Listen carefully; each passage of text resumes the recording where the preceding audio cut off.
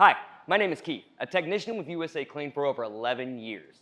And this beauty right here is an x16CE carpet extractor.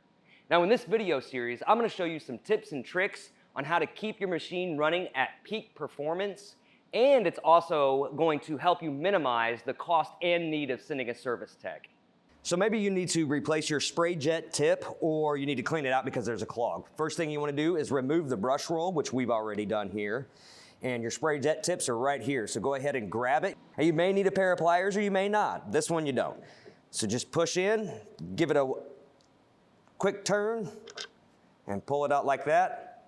Now, you could either take a little small pin and declog it, or if it's damaged, you want to replace it. Go ahead, it only goes in one way. Push it back in, give it a good push, and then give it a good turn. And that's done. Once again, my name is Keith.